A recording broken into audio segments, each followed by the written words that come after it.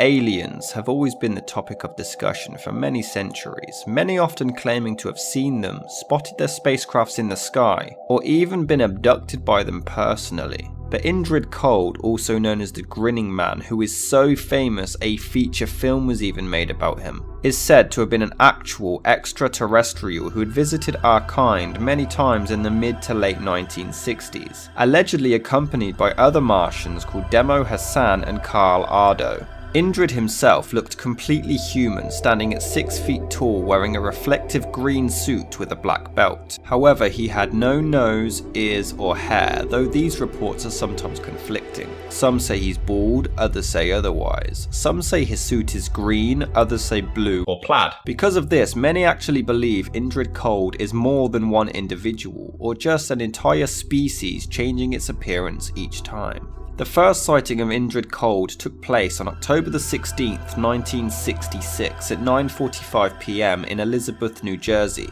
when two young boys, Martin Munov and James Yakaitis, were walking along 4th Street when they spotted an odd-looking figure near a fence. They claimed to have heard a story earlier in the day of a woman being chased by a tall green man in the same area as well, but shrugged it off as complete nonsense.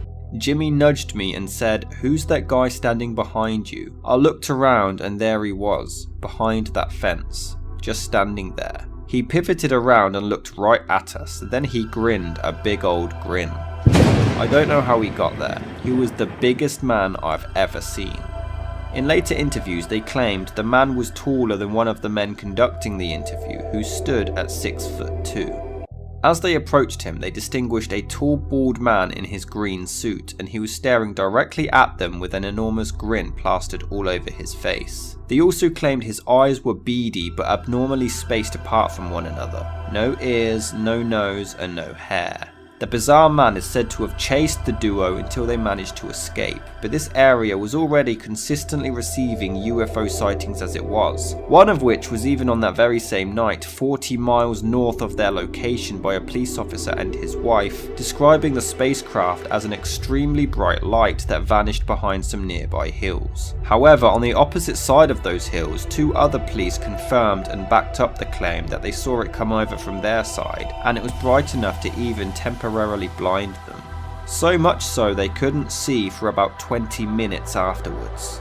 Many believe he is a literal man in black, as every place he seems to be spotted, the UFO sightings seem to follow, many even linking him with the infamous Mothman, who was gaining some notoriety around the same time as well. Less than a month later, on November the 2nd, 1966, at around 7:30 p.m. in Parkersburg, West Virginia, which was just 10 days before the first sighting of the Mothman, Woodrow Derenberger, a normal salesman for a sewing machine company, was driving home on Interstate 77 from Marietta, Ohio to Mineral Wells, West Virginia when he suddenly heard a crash. Before he knew it, an unidentifiable vehicle flew past him, hovering about 6 inches off the ground before landing in front of his truck. He described it as an old-fashioned kerosene lamp chimney flaring at both ends, narrowing down to a small neck and then enlarging in a great bulge in the centre. It blocked both lanes to the point Woodrow had to stop his truck. The same man exited the vehicle sporting a dark tan and approached Derenberger. As he did so, the vehicle behind him proceeded to climb about 40 feet into the air and flew away. When the man met the truck, without even speaking, he telepathically asked him to roll down the window. Somehow communicating with his mind, he introduced himself as Indrid Cold and promised him that he meant no harm. He said Woodrow could speak aloud or simply think it, whichever made him more comfortable, as he could understand either. He explained that he just wished to know more about the human race, claiming that he was from the planet Lenulos in the galaxy of Ganymedes, before asking him questions about the area. The strange being spotted some lights nearby Parkersburg, West Virginia, and asked what it was and if local residents lived there.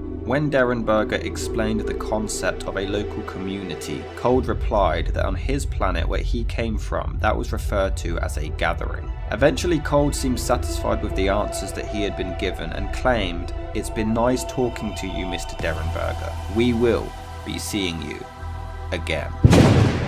After the conversation ended, the spacecraft returned, opened up allowing Cold to enter before vanishing off into the night. This was the first inclusion of a UFO to the Indrid Cold sightings and the first time that a name was linked. Derenberger claimed that his smile never vanished and he never spoke a word out loud. and it was now believed that he was a real extraterrestrial. Many witnesses who passed on that very same interstate confirmed that they did indeed see him talking to a man matching that description, some even claiming they saw the craft as well, and Woodrow had a 30-minute recorded interview where he does seem well spoken, detailed and genuine throughout. He also saw a psychiatrist who concluded that he was sane and had no signs of mental issues whatsoever. In your own words, would you please relate what happened last night? Well, I am a salesman and I drive a truck. There was a car past me, overtaking me from behind, and following closely behind this car was this unidentified flying object. And as the car behind passed me, this object was following close behind it, and it swerved directly in front of my truck, turning crosswise. As soon as I had stopped, there was a door opened in the side of this vehicle, and this man stepped out and came directly to me, or came to the truck. He walked to the right-hand side of the truck, and he told me to roll down the window. He asked me to roll down the window on my right-hand side of my truck. And I had done what he asked. And this man stood there, and he first asked me what I was called. And I knew he meant my name, and I told him my name. And he asked me, he said, why are you frightened? He said, don't be frightened, we wish you no harm. He said, we mean you no harm, we wish you only happiness. Again, he told me not to be frightened, which I was. I was very frightened. The exact date is unknown, but around the same time as Derenberger's first encounter, another sighting took place in Point Pleasant, West Virginia, where the Mothman originated. The Lilly family were already claiming to experience poltergeist activity in their home when their daughter Linda was sleeping one night and woke up to see a man standing over her. It was a man, a big man, very broad. I couldn't see his face very well, but I could see that he was grinning at me. He walked around the bed and stood right over me. I screamed again and hid under the covers. When I looked again, he was gone. Linda fled to her parents' room to warn them that a man was in her bedroom. It was so traumatizing that she refused to sleep alone for months. Many disbelieve this story, however, as it seems like the family are just trying to link Indrid Cold to their already paranormal goings-on and perceiving him as more of a spirit than an alien. Others believe it's all a hoax connected to the famous Mothman stories that were circulating at the time to gain infamy.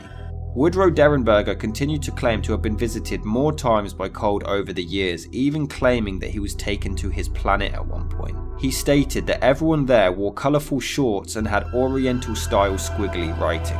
This is when people start to doubt his stories, or believe that the first encounter was genuine and he just tried to milk it and got carried away. He even wrote an entire book about his experiences called Visitors from Lenulos. However, bizarrely, Woodrow's wife claimed she actually met Demo Hassan and Carl Ardo, but unlike her husband, she was intimidated by them, not welcomed, and felt like they had some kind of evil agenda. They aren't only making contact around here, they are doing this all over the country, but they find the people in West Virginia more receptive. It was at that second meeting, the night of November 4th, that Cole told me about himself. He's from a planet called Lenulos, located in the galaxy Ganymedes. They have woods, streams, fields, oceans, the same as we do. They've taken samples of our vegetation, our animals. Ours are much like theirs. Cold is married, his wife is named Kimmy and he had 2 sons at the time. He has 3 children now, one was born right around Christmas time, a little girl. Due to all of the encounters over the years with Cold, Derenberger's wife actually ended up divorcing him over this and moved their 2 children with her to Cleveland, Ohio. She didn't like the publicity and attention that they were getting from her husband's story and distanced herself from it all. His extended family claimed he never intended his story to draw such huge amounts of attention to those close to him. He always made attempts to reconnect with his children over the years, but all the way until his death in 1990, he never once took back any of his claims of meeting Indrid Cold. He did eventually start to speak less about it over the years, however, and even ended up becoming really religious. But both Woodrow and his wife claimed that Cold and his species were also time travelers. But why would his wife continue to maintain the truth of these encounters when it cost her their marriage and she was forced to relocate? If she didn't want the attention, why continue to go along with it even after they broke up? For years, there were sightings of Indrid Cold in Provincetown, Massachusetts in 1966 and 1967, one in Italy in 1978, but they soon started to fade away not long after that. Many people believe he was a member of the Men in Black, studying sightings of UFOs. Others believe he was the cause behind them. Some say he's an omen to strange or bad events, or he is merely an urban legend caused by mass hysteria. Through all the detailed reports of Indrid Cold by Woodrow Derenberger in particular, I can't help but find this story interesting to say the least, but whether or not he was a true extraterrestrial from another world, well, we are still seeking answers.